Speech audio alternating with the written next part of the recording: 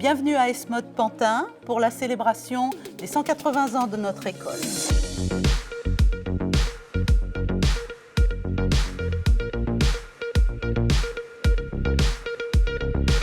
Aujourd'hui, nous allons faire une visite guidée de l'exposition que nous avons prévue pour célébrer ces 180 ans. 180 ans de documents, d'inventions, d'innovations que nous allons vous présenter en 6 ateliers qui correspondent aux 6 directeurs majeurs qui ont fait l'histoire de notre école.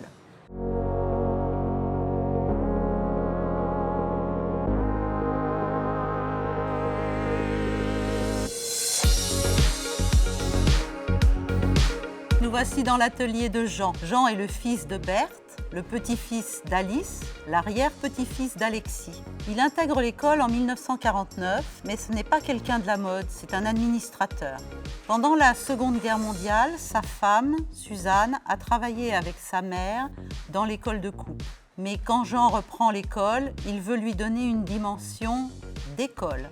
On est passé du cours Guerre-Lavigne à l'école Guerre-Lavigne. Cela veut dire qu'il va mettre en place toute une administration et notamment instituer des examens, des diplômes et permettre aux élèves de devenir quelque part des étudiants. En 1970, il se rend compte qu'un nouveau métier émerge, c'est celui du stylisme.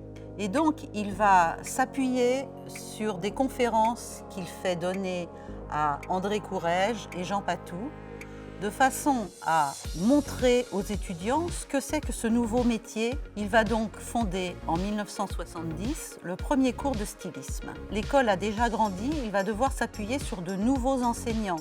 Jusque-là, tous les cours étaient donnés par la famille Guerre-Lavigne. Et tout d'un coup, on va embaucher de nouveaux professeurs qui sont tous, ou presque, des anciens élèves. Ces anciens élèves vont donner des cours de prêt-à-porter, de haute couture, hommes, femmes, enfants, costumes de scène. Les élèves travaillent beaucoup sur des toiles que vous pouvez voir ici. Et ces toiles vont être évidemment le tremplin d'études sur ces nouvelles modes qui sont en pleine transformation.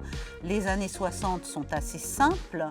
Les lignes sont trapèzes et tout d'un coup, on va partir dans des délires, on est dans les années 70, tout se libère.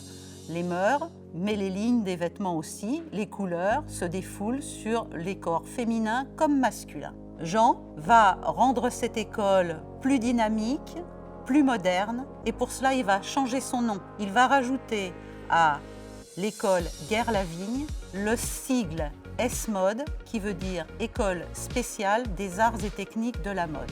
Nous serons donc à partir de 1976 à l'école Esmod Guerre-Lavigne. À partir de 1976, plus personne dans la famille Guerre-Lavigne ne veut garder cette entreprise. Jean va donc vendre son école à 2 héritières de cœur, Paul, sa secrétaire depuis 10 ans, et Annette, le premier professeur de stylisme de l'école. On va retrouver ces 2 femmes, personnages phares de l'évolution de l'école à l'international, dans un prochain atelier.